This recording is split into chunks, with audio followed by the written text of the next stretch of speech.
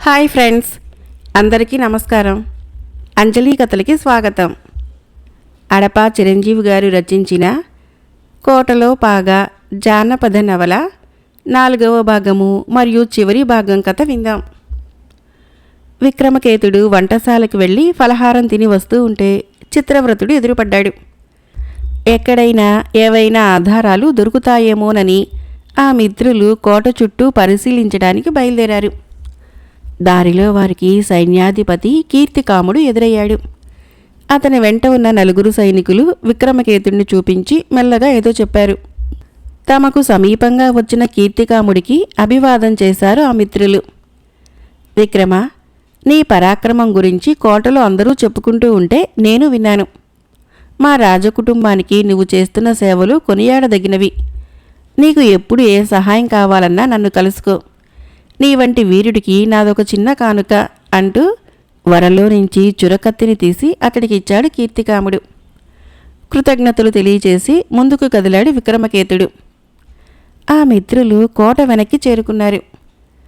కందకంలో తేలియాడుతున్న అస్థిపంజరాలని పుర్రెలని అతనికి చూపించాడు చిత్రవ్రతుడు. సాలోచనగా తల ఊపి అక్కడి నుంచి కదిలాడు విక్రమకేతుడు. కీర్తికాముడు తనకిచ్చిన చురకత్తిని అటు ఇటు తిప్పి చూశాడు విక్రమకేతుడు. మిత్రమా, ఇలాంటి కత్తులని నేలమాళిగలోని నేరస్తుల దగ్గర చూశాను అన్నాడు శరభుడు ఆశ్చర్యంగా తలగరేసి. అవును, అదే ఆలోచిస్తున్నాను అన్నాడు విక్రమకేతుడు. ఆ కత్తిని చిత్రవ్రతుడు కూడా పరీక్షించాడు. ఆ మిత్రుల రక్షణ దృష్ట్యా మహారాజు వారి విశ్రాంతి గృహాన్ని మిద్దె మీద ఉన్న విశాలమైన మందిరంలో ఏర్పాటు చేశారు. వారి రక్షణ కోసము 4 భటులని, ఏం కోరితే అది తేవటానికి 2 పరిచారికలను నియమించారు. అవేమీ వద్దని విక్రమకేతుడు చెప్పినా ఆయన వినిపించుకోలేదు. ఆ రోజు నుంచి శరభుడు వంట పనికి సెలవు ఇచ్చేశాడు. గూఢచర్యంలో తన మిత్రులకు సహాయం చేస్తున్నాడు. డిండిమ భట్టు మరణం తర్వాత చెరసాల అధికారిగా ఎవరినీ నియమించలేదు. ఆ స్థానంలో ప్రస్తుతము అనధికారికంగా సూరవర్మ కొనసాగుతున్నాడు అని చెప్పాడు విక్రమకేతుడు. సూరవర్మ ఎవరు? అడిగాడు శరభుడు. నాన్నగారి మిత్రుడు, కోట రక్షణాధికారి అయిన ధర్మసేనుడు కుమారుడు. అంటే అతన్ని అనుమానిస్తున్నావా? ప్రశ్నించాడు చిత్రవ్రతుడు. జరుగుతున్న ఘోరాలు సామాన్యమైనవి కాదు. మహారాజు యువరాణి మీద హత్యా ప్రయత్నాలు జరిగాయి. కోట చుట్టూ శత్రువ్యూహం ఉన్నది. ఎవరికీ రక్షణ లేదు. ఎప్పుడు ఏ ఉపద్రవం ముంచుకొస్తుందో తెలీదు. ఇలాంటి పరిస్థితుల్లో దేశభక్తులని, నిజాయితీపరులను కూడా అనుమానించవలసిందే. నిజాన్ని నిగ్గు తేల్చడానికి మన పరిశోధన అలాగే జరగాలి అని చెప్పాడు విక్రమకేతుడు. ఇప్పుడు మేమేం చేయాలి? మిత్రులిద్దరూ ఏకకంఠంతో అడిగారు. ఈ రాత్రికే మనం ముగ్గురము చేయవలసిన పనులు కొన్ని ఉన్నాయి. సాలోచనగా తల ఊపి వారికి పూసగుచ్చినట్లు చెప్పాడు అతను. నిశిరాత్రి వేళ నిండు చంద్రుడు వెండి వెన్నెలను కొండపోతుగా కుమ్మరిస్తున్నాడు. అదే గడియలో 3 నీడలు ఒక మందిరం వైపు నిశ్శబ్దంగా కదిలాయి. పరిసరాలని సునిశితంగా గమనిస్తూ తోడు దొంగల్లా ఆ నీడలు ఆచితూచి అడుగులు వేస్తూ ఆ మందిరం వెనక్కి చేరుకున్నాయి. నీడలా కదిలిన విక్రమకేతుడు ఒక చెట్టుపైకి ఎగబ్రాకి మందిరం మీదకి వాలి ఉన్న కొమ్మ మీదుగా పిట్టగోడను అందుకున్నాడు. బయట ఉన్న చిత్రవ్రతుడు, శరభుడు కాస్త అటూ ఇటుగా పొదల చాటున నక్కి ఉండి ఆ విలాస మందిరానికి కాపలా ఉన్న భటులు ఇటువైపే వస్తే వారిని అడ్డగించటం ఎలాగాని ఆలోచిస్తున్నారు. అప్పటికే విక్రమకేతుడు ఆ మందిరంలో జాగ్రత్తగా చూసుకుంటూ నడుస్తున్నాడు. అంతటా నిశ్శబ్దం. ఎక్కడా ఎలాంటి అలికిడి లేదు. కనిపించిన ప్రతి వస్తువుని తనిఖీ చేస్తూ ముందడుగు వేస్తున్నాడు అతను. అనుమానం వస్తే పరిశీలించగానే వదలటం లేదు. తీసిన వస్తువుని మళ్ళీ యథాస్థానంలో పెడుతున్నాడు. అంతర్భాగంలో ఉన్న విశాలమైన మందిరంలో గాఢ నిద్రలో ఉన్నాడు కీర్తికాముడు. ఆ తల్పానికి కాస్త దూరంలో అతని సేవకులిద్దరూ నేల మీద పడుకొని నిద్రిస్తున్నారు. ఆ మందిరమంతా గాలించి బయటికి వచ్చాడు విక్రమకేతుడు. ఆ తర్వాత మిత్రులతో కలిసి మరొక మందిరం వద్ద ఆగాడు. ధర్మసేనుడు, సూరవర్మ ఉంటున్న చిన్న భవనం అది. అక్కడ లోపల పరిశోధిస్తూ ఉన్న సమయంలో బయట నుంచి మిత్రుల పిల్లి కూతలు వినిపించేసరికి నిశ్శబ్దంగా వచ్చి వారిని కలుసుకున్నాడు. చివరగా మహామంత్రి బుద్ధిమతి, అతని కుమారుడు శ్రీముఖుడు ఉన్న మందిరాన్ని కూడా పరీక్షించాడు అతడు. ఏ ఒక్కచోట అనుమానాస్పదంగా కీలకమైన ఆధారం ఏదీ దొరకలేదు.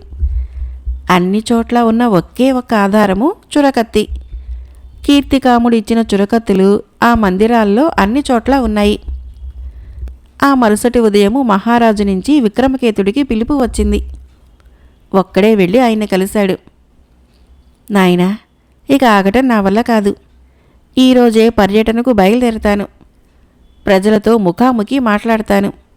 వారి ఇబ్బందులు సమస్యలు తెలుసుకొని వాటిని తక్షణమే పరిష్కరిస్తాను అంటూ గంభీరంగా చెప్పాడు సుచంద్రసేనుడు. ఆయన కూర్చోమన్నా కూర్చోకుండా ఒక్క సంజ్ఞతో మహారాజుని మౌనంగా ఉండమని ఆ మందిరమంతా సునిశ్చితంగా పరిశీలించి వచ్చాడు విక్రమకేతుడు. ఆ తర్వాత తెరల చాటును కూడా ఎవరూ లేరని నిర్ధారించుకున్నాడు. ఆయనకి ఎదురుగా వచ్చి చేతులు కట్టుకొని నిలబడి, ప్రభు, ఇది నిజంగా విషమ పరిస్థితి. మీ మీద కత్తి కట్టిన ప్రజలు మిమ్మల్ని ప్రధాన శత్రువుగా భావిస్తున్నారు. ఈ సమయంలో ఎదురుపడితే మీ మీద ఎలాంటి అఘాయిత్యమైనా చేయవచ్చు అని చెప్పాడు విక్రమకేతుడు. నా ప్రజల కోసము నా ప్రాణాలు పోయినా నాకు సమ్మతమే. కానీ చేతకాని వాడిలా చూస్తూ కూర్చోవటము ఇక నా వల్ల కాదు నాయనా, అసహనంగా తల పంకించాడు మహారాజు. ప్రభు, మీ పరిస్థితిని నేను అర్థం చేసుకోగలను. కానీ ఆవేశానికి ఇది సమయం కాదు. ఇప్పుడు మనము ఎలాంటి నిర్ణయము తీసుకున్నా శత్రువు పసిగడతాడు. తన గుట్టు బయటపడకుండా జాగ్రత్త పడతాడు. అప్పుడు మనకి మరింత కష్టమవుతుంది. ఇంతకీ శత్రువు ఎవరో పసిగట్టావా? పసిగట్టాను మహారాజా. ఇక వాడి పని పట్టడమే మిగిలింది. ఒక్క అవకాశం కోసం ఎదురు చూస్తున్నాను. వాడు మళ్ళీ గ్రామాల మీద పడి దోచుకోవటానికి సిద్ధపడిన నాడు అదే వాడికి ఆఖరి రోజవుతుంది. ఇప్పటికే ఆ ద్రోహికి నీ మీద ఏమైనా కాస్త అనుమానం ఉండి ఉంటే మళ్ళీ దోపిడీకి నేరస్తుల్ని పంపించడు. అప్పుడేం చేయాలి అని ప్రశ్నించాడు సుచంద్రసేనుడు. అప్పుడు మనము కొత్త పన్నాగం పన్నాలి. వాడి వేలుతో వాడి కన్నుని వాడే పొడుచుకునేలా చేయాలి ప్రభు. సరే, ఆ తర్వాత పరిస్థితులు ఎలాగైనా ఉండనివ్వు. ప్రస్తుతానికి నేను మారువేషంలోనైనా సరే రాజ్యంలో తిరిగి ప్రజాభిప్రాయాన్ని తెలుసుకోవాలని ఉంది విక్రమ. అయితే రేపటి ఉదయానికి సిద్ధంగా ఉండండి. రహస్య మార్గం ద్వారా మీరు రండి. కొండపాడు ప్రాంతంలో మనం కలుసుకుందాం ప్రభు అంటున్న విక్రమకేతుడి మాటలకి సుచంద్రసేనుడు కాస్త గట్టిగానే నవ్వాడు. నీ ప్రాణాలకు తెగించి మా ప్రాణాల్ని రక్షించావు. రహస్య మార్గము నీకు తెలియటంలో నాకు ఎలాంటి అభ్యంతరము లేదు. ఉదయం మనము కలిసే వెళదాము అని మహారాజు చెప్పిన మాటని కాదనలేకపోయాడు అతను. సూర్యోదయం కాకపూర్వమే సిద్ధపడిన విక్రమకేతుడు తమ ప్రయాణం విషయము మిత్రులకు చెప్పాడు. చెరసాల నుంచి బయటికి వచ్చేవారి మీద, లోనికి వెళ్లేవారి మీద ఒక కన్ను వేయమని వాళ్ళకి పని పురమాయించాడు. ఆ తర్వాత మహారాజు గారి విలాస మందిరంలోకి ప్రవేశించాడు విక్రమకేతుడు. అతన్ని అంతర్భాగంలో ఉన్న మరొక మందిరంలోకి తీసుకుని వెళ్ళాడు సుచంద్రసేనుడు. మహారాజు సాదా దుస్తులు ధరించి తలకి పాగా చుట్టుకున్నాడు. ఆ మందిరంలో ఒక స్తంభం స్థానంలో వయ్యారాలు వరకపోస్తున్న ఒక విలాసవతి విగ్రహం ఉంది. రాతిని నాతిగా మలిచిన ఆ శిల్పి చాతుర్యానికి ఆశ్చర్యపోయాడు అతను. ఆ విలాసవతి చేతిలో ఉన్న కలశాన్ని బలంగా క్రిందకి లాగాడు మహారాజు. అంతే, ఎదురుగా ఉన్న గోడలోకి ద్వారం శబ్దం చేస్తూ తెరుచుకుంది. గోడలో నుంచి క్రిందకి ఉన్న మెట్ల మీదుగా ముందు సుచంద్రసేనుడు దారి చూపిస్తూ ఉండగా వెనకగా విక్రమకేతుడు దిగాడు. కొన్ని మెట్లు దిగిన తర్వాత విశాలమైన దారి కనిపించింది. నున్నగా ఉన్న గోడలపైన వాలుగా గుచ్చి ఉన్న కాగడాలు గుహలా ఉన్న అంతర్భాగాన్ని వెలుగుతో నింపుతున్నాయి. మహారాజు పక్కగా అడుగులు వేశాడు అతను. నాయనా, నీ గురించి కళ్యాణ తిలక అంతా చెప్పింది. నా కుమార్తెకు తగిన వరుడివి నీవే. మీ వివాహానికి నాకు ఎలాంటి అభ్యంతరము లేదు. ప్రభు, నేనొక సామాన్య పౌరుణ్ణి సందేహంగా అన్నాడు అతను. నా దృష్టిలో నువ్వు అసాధ్యుడివి. నీ వంటి వీరుడి రక్షణలో రాజ్యము సురక్షితంగా ఉంటుంది. ప్రజాహితం కోరే నీ వంటి వీరుడు లభించడము మా అదృష్టము అని మహారాజు అంతటివాడు పొగుడుతూ ఉండేసరికి విక్రమకేతుడు చాలా ఇబ్బంది పడిపోయాడు. వాళ్ళు అలా మాట్లాడుకుంటూ చాలా దూరం నడిచి ఒకచోట ఆగారు. అక్కడ గోడ మీద ఉన్న రాతి చక్రాన్ని గుండ్రంగా తిప్పాడు సుచంద్రసేనుడు. పెద్దగా శబ్దం చేస్తూ గోడలోకి ద్వారం తెరుచుకుంది. ఆ మార్గము వారిని ఒక కొండ గుహలోకి చేర్చింది. అక్కడి నుంచి బయటికి రాగానే కోతవేటు దూరంలో వారి కోసము ఒక శ్వేతాశ్వము, ఒక కాలాశ్వము సిద్ధంగా ఉన్నాయి. వాటి కళ్ళాలు పట్టుకున్న ఇద్దరు సైనికులు మహారాజుకి అభివాదం చేశారు. సుచంద్రసేనుడు కాలాశ్వాన్ని అధిరోహించగానే ఆ వెనకనే శ్వేతాశ్వం మీద కూర్చున్నాడు విక్రమకేతుడు. వారి అశ్వాలు ఆగమేఘాల మీద పరుగులు తీస్తున్నాయి. కొండల్లో నుంచి గుట్టల్లో నుంచి పయనిస్తూ ఓ అడవిని దాటి రామన్నపాలెము అనే గ్రామాన్ని సమీపించాయి. గ్రామంలోకి చేరుకొని ఒకచోట గుర్రాలు దిగి చెట్ల క్రింద ఉన్న రాతి దిమ్మల మీద విశ్రాంతిగా కూర్చున్నారు వాళ్ళు. అక్కడ వారికి ఎదురుగా ఓ నలుగురు పెద్ద మనుషులు కూర్చొని ఉన్నారు. సుచంద్రసేనుణ్ణి, విక్రమకేతుణ్ణి ఎగాదిగా చూశారు వాళ్ళు. వారిలో తలపండిన ఓ పెద్దాయన, ఎవరు బాబు మీరు అని ప్రశ్నించాడు. బాటసారులం, పక్క రాజ్యమైన విష్ణుపురి నుంచి వస్తున్నాము. మహారాజు వినాలనుకున్న నిజాలని వారి నుంచి రాబట్టడానికి అబద్ధం చెప్పాడు విక్రమకేతుడు. ఆ పెద్దాయన ఆ దారిన పోతున్న ఇద్దరు యువకుల్ని కేకేసి పిలిచి, వేగంగా మా ఇంటికి పోయి ఈ బాటసార్ల కోసము ఫలహారాలు మజ్జిగ పట్టండిరా అని పురమాయించాడు. ఆ యువకులు పరుగున వెళ్ళారు. ఎంతైనా విష్ణుపురి మహారాజు ధర్మప్రభువులు అని మాట వరుసగా అన్నాడు ఆ పెద్దాయన. అవును, ఆ మాట మేము విన్నాము. మీ మహారాజు ఎలాంటి వారు తాత అని ప్రశ్నించాడు విక్రమకేతుడు. ఆయన గురించి ఏం చెప్పమంటావు నాయనా? సుచంద్రసేనుల వారు ఒకప్పుడు ధర్మప్రభువులే, ఇప్పుడు నిరంకుశుడు. వారి దృష్టిలో ప్రజలంటే బానిసలు, ఎందుకు కొరగాని వాళ్ళు. మీరు చెప్పేది నిజమా? అబద్ధం చెప్పవలసిన అవసరం మాకేముంది నాయనా? ఆర్థిక ఇబ్బందుల్లో మేముంటే పన్నులు వసూలు చేయటమే జీవిత ధ్యేయంగా తలకు మించిన భారాన్ని మాపై మోపాడు. దానికి తోడు ఈ మధ్యకాలంలో దోపిడీ దొంగలు మా ఇళ్ల మీద పడి ఇంట్లో ఉన్నదంతా ఊడ్చి పట్టుకుపోతున్నారు. మేమింకెలా బ్రతకాలి చెప్పు? విక్రమకేతుడు చెప్పిన నిజాన్ని ఆ గ్రామస్తుడి ద్వారా వింటూ ఉన్న సుచంద్రసేనుడు సిగ్గుతో తలదించుకున్నాడు.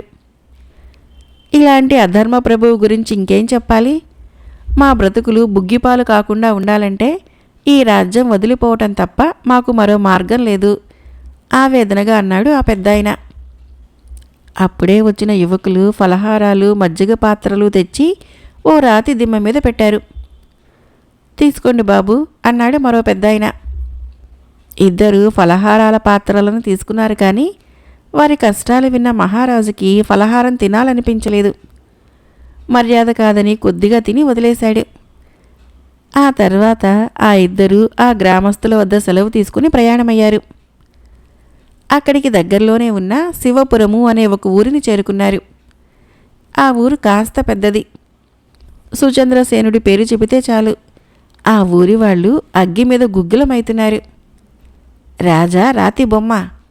అధికారాన్ని మేనల్లుడికి అప్పగించి ప్రజా సమస్యలను పట్టించుకోని రాజు ఒక రాజా. పన్నుల భారంతో కృంగిపోయి దొంగల బెడదతో నలిగిపోయి మా కష్టాలు చెప్పుకోవటానికి కోటకు వెళితే కనీసం మమ్మల్ని పరామర్శించడానికి అంగీకరించని మహారాజు గురించి ఇంకేం చెప్పాలి అంటూ ఆవేశంగా పలికిన ఒక వీర యువకుడి మాటలకి సుచంద్రసేనుడు చేష్టలు దక్కి నిలబడిపోయాడు. మహారాజు విక్రమకేతుడు అలా అశ్వాల మీద కొన్ని ఊళ్ళు చుట్టి వచ్చారు. ప్రజల ఇక్కట్లు విన్న సుచంద్రసేనుడికి ఆకలి చచ్చిపోయింది. విక్రమకేతుడు ఆయన్ని బలవంతాన ఒక పూటకోళ్ళ ఇంటికి తీసుకుని వెళ్ళాడు. గుర్రాలకి మేత వేసి ఇద్దరూ భోజనం చేసి తిరుగు ప్రయాణంలో ఇంకెక్కడా ఆగకుండా కొండ గుహను చేరుకొని రహస్య మార్గంలోకి ప్రవేశించారు. కొంత దూరం లోపలికి వెళ్ళి మలుపు తిరగగానే అక్కడున్న మెట్ల మీద కూలబడ్డాడు సుచంద్రసేనుడు. మహారాజా, అనారోగ్యంగా ఏమైనా ఉందా అని కంగారుగా ప్రశ్నించాడు విక్రమకేతుడు. కాదు నాయనా, నా ప్రజల కష్టాలు వింటుంటే నా మీద నాకే ఏహ్యభావం కలుగుతున్నది. ఆ పౌరులు చెప్పినట్లు కన్న బిడ్డల వంటి ప్రజల సమస్యలు పట్టించుకోనివాడు ఎన్నటికీ రాజు కాడు. అలాంటి ప్రభువుకు పరిపాలించే అర్హత లేదు. నాకున్న కీర్తి ప్రతిష్టలు నేడు మంటగలిసిపోయాయి నాయనా. బ్రతుకున్నా నేను చచ్చిన వాడితో సమానము అంటూ ఉండగానే సుచంద్రసేనుడి కళ్ళు వర్షించాయి. ప్రభు, మీరిలా దిగులు పడకూడదు. ఇది మీరు చేసిన పని కాదు. తిరిగిలేని వ్యూహంతో ఒక ధూర్తుడు చేసిన పని. వాణ్ణి పట్టి బంధించగానే నిజానిజాలని ప్రజలకు వెల్లడి చేయవచ్చు. అప్పుడు మీ ప్రమేయం లేకుండానే ఈ దురాగతాలన్నీ జరిగాయన్న యథార్థాన్ని పురజనులు తెలుసుకుంటారు. పూర్వ వైభవంతో మీరు ప్రజారంజకంగా పరిపాలన కొనసాగించవచ్చు అంటూ ధైర్యవచనాలు పలికాడు విక్రమకేతుడు. ఆ రాజద్రోహిని నువ్వు పట్టుకోగలవన్న నమ్మకం నాకుంది విక్రమ అన్నాడు మహారాజు సంతోషంగా. నాదొక ఆలోచన ప్రభు. ఆ ద్రోహి మరో వ్యూహాన్ని పన్నే వరకు మనం ఆగవలసిన పని లేదు. వాణ్ణి పట్టడానికి మనమే కొత్త ఎత్తు వేయాలి. ఏమిటా ఎత్తుగడా? మంత్రిగారిని పిలిపించి మీరు వేటకి వెళ్ళటానికి ఏర్పాట్లు చేయమని చెప్పండి మహారాజా. ఇది అనుకూల సమయం కాదని మంత్రి వ్యతిరేకిస్తాడు. అయినా మీరు పట్టుబట్టి వేటకి ఏర్పాటు చేయించండి. ఆ తర్వాత పన్నాగం నేను పన్నుతాను. అంతా నువ్వు చెప్పినట్లే చేస్తాను అంటూ హుషారుగా లేచి నిలబడ్డాడు సుచంద్రసేనుడు. మరొకసారి ఆలోచించండి మహారాజా. విద్రోహులు ఏ వైపు నుంచి దాడి చేస్తారో తెలియని ఈ విపత్కర పరిస్థితుల్లో కోట దాటి బయటికి వెళ్ళటము క్షేమకరం కాదు అన్నాడు మహామంత్రి బుద్ధిమతి. మీరు చెప్పింది నిజమే మంత్రివర్య. కానీ గడియ గడియకి ప్రాణభయంతో రోజుల తరబడి ఈ గృహ నిర్బంధంలో గడపటము నా వల్ల కాదు. 2 రోజుల్లో వేటకు ఏర్పాట్లు చేయించండి అని ఆజ్ఞాపించిన సుచంద్రసేనుడు ఇక తన మాట వినడని గ్రహించిన మహామంత్రి అక్కడి నుంచి నిష్క్రమించాడు. విషయం తెలిసి వచ్చి కీర్తికాముడు కూడా వేట ప్రయత్నం మానుకుంటే మంచిదని మహారాజుకు సూచించాడు. ఆయన నవ్వుతూ, మీరంతా ఉండగా నాకేంటి భయము? కాస్త బలగాన్ని పెంచు చాలు అంటూ మేనల్లుడి భుజం తట్టాడు. భూగృహ చెరసాల అంతర్భాగంలో నేరస్తులకు శిక్షలు విధించే విశాలమైన ఆ ప్రాంగణంలో సమావేశమై ఉన్నారు 50 మంది నేరస్తులు. వారంతా నల్లటి ముసుగులు ధరించి ఉన్నారు. వాళ్ల వెనకగా చెరసాలని కావలి కాసే సైనికులు ఉన్నారు. కొన్ని వరసల్లో నిలబడి ఉన్న వాళ్ళందరి చేతుల్లోనూ విచ్చు కత్తులు సిద్ధంగా ఉన్నాయి. వారికి ఎదురుగా నిలబడి ఉన్నాడొక ఆజానుబాహువు. తల నుంచి పాదాల వరకు నల్లటి దుస్తులు ధరించి ఉన్నాడు. వాడి కళ్ళు మాత్రము కనిపిస్తున్నాయి. ఆ కళ్ళల్లో ఎర్రటి జీరలు ఇంకా బాగా కనిపిస్తున్నాయి. ఆ ముసుగు మనిషి గొంతు సవరించుకొని, ఇదే మనకి ఆఖరి అవకాశం. ఇంత మంచి అవకాశం మళ్ళీ రాదు. మహారాజు వేటకి బయలుదేరుతున్నాడు. ప్రతిసారి మనకు అడ్డు వచ్చే విక్రమకేతుడు కోటలోనే ఉంటాడు. అంటే మన పని మరింత సులువుగా ముగించవచ్చు. వేటకి వెళ్ళిన మహారాజు తిరిగి రాకూడదు. దారిలోనే మట్టు పెట్టండి. అడ్డు వచ్చిన సైనికుల్లో ఎవరూ బ్రతకకూడదు. జాగ్రత్త. ఈ అవకాశాన్ని చేజార్చారా మిమ్మల్ని నేను బ్రతకనివ్వను. శుభవార్తతో తిరిగి రండి. మీకిచ్చిన మాట ప్రకారము మీ శిక్షలు రద్దు చేసి స్వేచ్ఛగా మిమ్మల్ని విడిచిపెడతాను. మీరు దోపిడీలు చేసిన సొమ్మంతా మీకే పంచిపెడతాను. ఇంకా అపార ధనరాశులనిస్తాను. ఈ కుట్రలో మొదటి నుంచి నాతో సహకరించిన మా సైనికులకి ఉన్నత పదవులతో పాటు కోరినంత ధనం ముట్టచెబుతాను. మీరు అడవిలో వేట ముగించే లోపల ఇక్కడ కోటనంతా నా స్వాధీనంలోకి తెచ్చుకుంటాను అంటూ ముగించాడు. అదే గడియలో ఒక వికటాట్టహాసం ధ్వనించి ఆ చెరసాల ప్రాంగణంలో ప్రతిధ్వనించింది. ఆ ముసుగు మనిషితో పాటు కుట్రదారులంతా ఆందోళనగా ఒకవైపుకు చూశారు.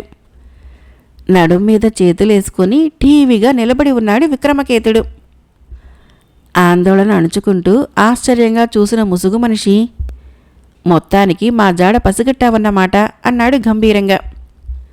శ్రీముఖ, ఇంకెందుకు నీకా ముసుగు? నీ ఆట కట్టింది.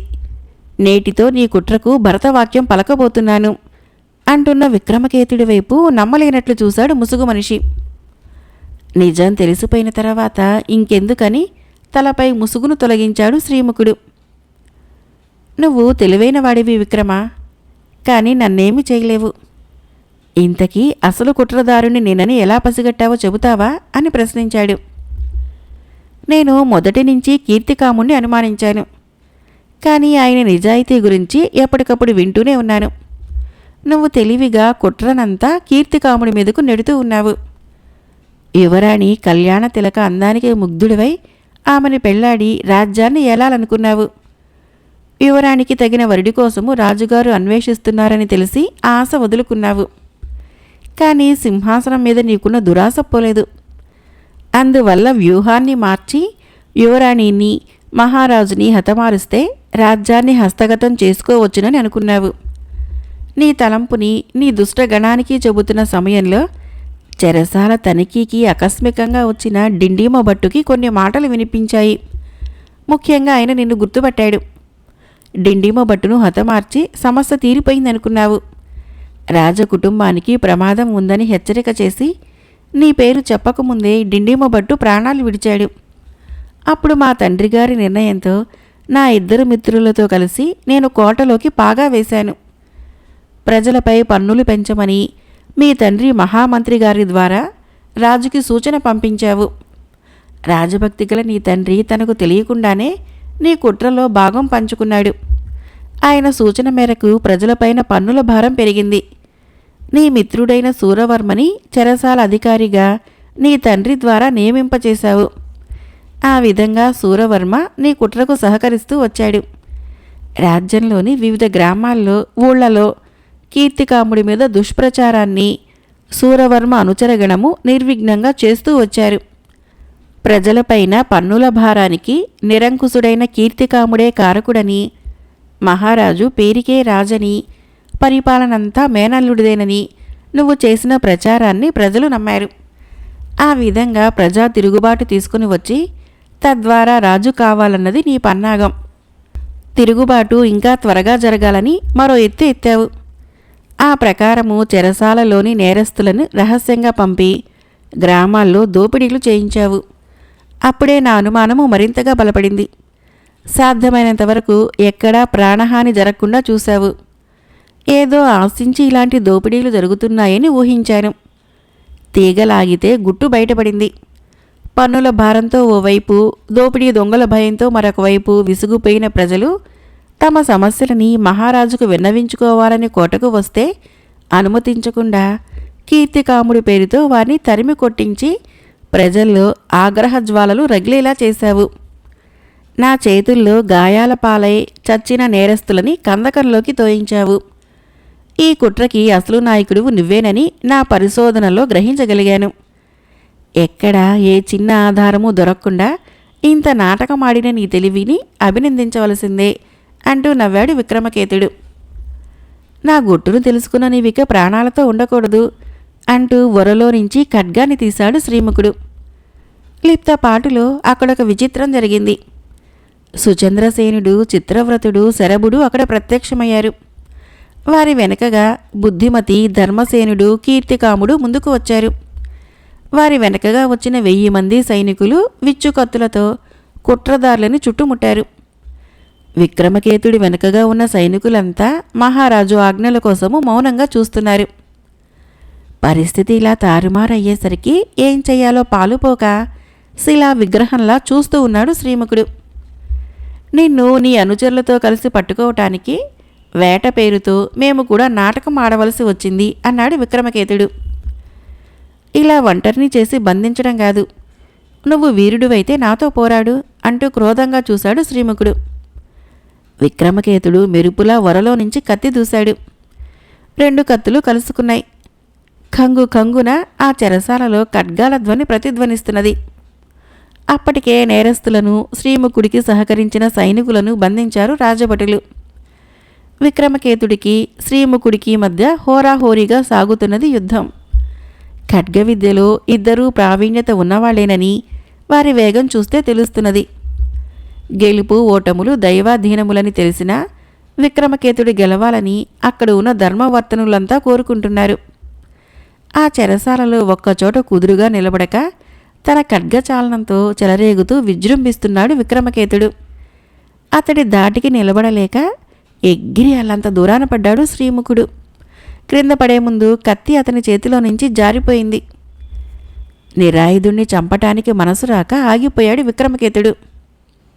విక్రమ, సంశయించకు, ఆ రాజద్రోహిని ఒక్క వేటుతో తెగ నరకు ఆవేశంగా అన్నాడు మహామంత్రి బుద్ధిమతి. క్రిందపడి ఉన్న శ్రీముఖుడు తన తండ్రి వైపు ఆశ్చర్యంగా చూస్తూ ఉండగానే ముందుకు వచ్చిన మహామంత్రి తన చేతిలోని ఖడ్గాన్ని కొడుకు గుండెల్లోకి దింపాడు. నీలాంటి దుర్మార్గుడు ఈ భూమికే భారం అంటున్న తండ్రి మాటలు వింటూ ప్రాణాలు విడిచాడు శ్రీముఖుడు. సూరవర్మ తండ్రి ధర్మసేనుడు మహారాజు ముందుకు వచ్చి, ఈ కుట్రలో సహకరించిన నా కుమారుణ్ణి ఉరి తీయించండి ప్రభు, అదే వాడికి సరైన శిక్ష అన్నాడు నిజాయితీగా. మహామంత్రి బుద్ధిమతిని ఓదార్పుగా దగ్గరికి తీసుకున్న సుచంద్రసేనుడు ధర్మసేనుడిని కూడా ఉద్దేశించి మాట్లాడుతూ, మీ వంటి రాజభక్తులు, ప్రజాహితం కోరే విక్రమకేతుడు, అతని తండ్రి రుద్రభూపతి వంటి వీరులు ఈ రాజ్యంలో ఉండటం మా అదృష్టము అన్నాడు. ఆ తర్వాత విక్రమకేతుడి సలహా ప్రకారము అనవసరమైన పన్నులన్నీ రద్దు చేసినట్లు మహారాజు ప్రకటించాడు. శ్రీముఖుడి దోపిడీలతో నష్టపోయిన ప్రజలకు చిత్రవ్రతుడు శరభుడి ద్వారా ధనధాన్యాలను పంచిపెట్టించాడు. కోటలో జరిగిన కుట్ర విషయం తెలిసి విజయపురి ప్రజలు ఆశ్చర్యపోయారు. తమని అన్ని విధాలా ఆదుకున్న మహారాజుని వేణోళ్లా పొగిడారు. విక్రమకేతుడు చెప్పిన విధంగా సుచంద్రసేనుడి కీర్తి ప్రతిష్టలు ఇనుమడించాయి. ఆ సంతోష సమయంలో విక్రమకేతుడికి తన కుమార్తె కళ్యాణ తిలకనిచ్చి వైభవంగా వివాహం జరిపించాడు. అదే ముహూర్తానికి చిత్రవ్రతుడు మదనికను పెళ్లి చేసుకున్నాడు. కొద్ది రోజుల్లోనే విక్రమకేతుడికి సింహాసనం అప్పగించాడు సుచంద్రసేనుడు. చెరసాల అధికారిగా చిత్రవ్రతుణ్ణి, ఉద్యానవన రక్షణాధికారిగా శరభుణ్ణి నియమించాడు విక్రమకేతుడు. ఒకరోజు సాయంత్ర సమయాన విక్రమకేతుడు కళ్యాణ తిలక, చిత్రవ్రతుడు మదనిక ఉద్యానవనంలో విహరిస్తూ ఉన్న సమయంలో పానకంలో పుడకల వారి మధ్యకు వచ్చాడు శరభుడు. బాగున్నావా మిత్రమా అంటూ కుశల ప్రశ్న వేశాడు విక్రమకేతుడు. ఏం బాగు, మీకు ఇదేమైనా బాగుందా చెప్పు. నువ్వు వదినగారిని పెళ్ళాడావు, వాడికి వాడు మదనికను పెళ్ళాడాడు. మీ రెండు జంటలు చూడముచ్చటగా చిలకా గోరింకల్లా ఉన్నారు. ఏటూ పెళ్లి కాకుండా ఒంటరిగా మిగిలిపోయిన వాడిని నేనొక్కడనే కదా. మీకు నా మాట ఏమైనా ఉందా, నా ఊసు ఏమైనా ఉందా అని ప్రశ్నల వర్షం కురిపించాడు శరభుడు. అతడి మాటలకి కళ్యాణ తిలక మదనిక పకపక నవ్వారు. చిత్రవ్రతుడు గుంబనగా నవ్వుకున్నాడు. నీకేం కావాలి చెప్పు, అతడి భుజం మీద చెయ్యి వేసి ఆత్మీయంగా అడిగాడు విక్రమకేతుడు. నాకేం కావాలో ఇంకా నీకు అర్థం కాలేదా ఆశ్చర్యంగా చూశాడు శరభుడు. చెబితేగా తెలిసేది. నాకు అర్థమైందిలే మిత్రమా, వీడి గోలంతా పెళ్లి గురించి అన్నాడు చిత్రవ్రతుడు. అవునన్నట్లు తల ఊపాడు శరభుడు. ఉద్యానవనంలో ఉన్నప్పుడే మా రెండు జంటలకి చూపులు కలిశాయి. నువ్వు కూడా ఇప్పుడు ఉద్యానవనంలోనే అధికారం చలాయిస్తున్నావు కదా, నీకు కూడా ఏదో ఒక సుందరితో చూపులు కలుస్తాయిలే, తొందరపడకు అని చిత్రవ్రతుడు అన్న మాటలకి కోపం నటించాడు అతను. అంతేగాని మీరు మాత్రము సంబంధాలు చూడరన్నమాట అంటూ చురుగ్గా చూశాడు. విక్రమకేతుడు కల్పించుకొని, నీకోసము నాన్నగారు ఓ మంచి సంబంధం చూశారు. పెళ్లివారంతా 2 రోజుల్లో కోటకు వస్తారు. ఇక నుంచి నాన్న అమ్మ ఇక్కడే ఉంటారు. రేపు వాళ్ళని తీసుకుని వచ్చే బాధ్యత నీది అని చెప్పాడు. శరభుడు ఆనందంతో ఉక్కిరిబిక్కిరైపోయాడు. కనుబొమ్మలు ఎగరేస్తూ, ఆ మాట ముందే చెప్పావు కావు మిత్రమా అన్నాడు. నిన్ను కాసేపు కవ్వించాలని అంటూ నవ్వాడు చిత్రవ్రతుడు. ఇంతకీ పెళ్లి కూతురెవరు ఆతృత పట్టలేక అడిగాడు శరభుడు. నా భార్య మదనికకి ఇష్టసఖి, పేరు సంపంగి చెప్పాడు చిత్రవ్రతుడు. గుర్తుకొచ్చింది, ఆ చిన్నదాన్ని నేను చూశాను, ఎర్రగా బుర్రగా ఉంటుంది అన్నాడు సంతోషంగా. అప్పటి నుంచి ఆ చిన్నదాని ప్రేమలో పడ్డావా అన్నాడు చిత్రవ్రతుడు. కాదు కాదు, ఇప్పుడు పడతాను అని శరభుడు అనగానే వాళ్ళంతా హాయిగా నవ్వుకున్నారు. అందుకే నీకు ఈడు జోడుగా ఉంటుందని ఆ సంబంధం చూశాము అని విక్రమకేతుడు చెప్పగానే సిగ్గుతో మెలికలు తిరిగిపోయాడు శరభుడు. కొద్ది రోజుల్లోనే అతడి పెళ్లి ఘనంగా జరిగింది. విక్రమకేతుడు విజయపురి రాజ్యాన్ని ప్రజారంజకంగా పరిపాలిస్తూ అటు సుచంద్రసేనుడికి ఇటు తల్లిదండ్రులకి ఆనందం కలిగిస్తున్నాడు. ప్రియమిత్రులైన చిత్రవ్రతుడు శరభుడితో ఆత్మీయతానుబంధము పెంచుకుంటూ ప్రియసఖి కళ్యాణ తిలకతో సుఖంగా జీవించసాగాడు విక్రమకేతుడు. కోటలో పాగా జానపద నవల సమాప్తం. ఫ్రెండ్స్, ఈ కథ మీకు నచ్చినట్లయితే మన ఛానల్ని తప్పకుండా సబ్స్క్రైబ్ చేయండి, లైక్ చేయండి, షేర్ చేయండి, కామెంట్ చేయండి. Thank you.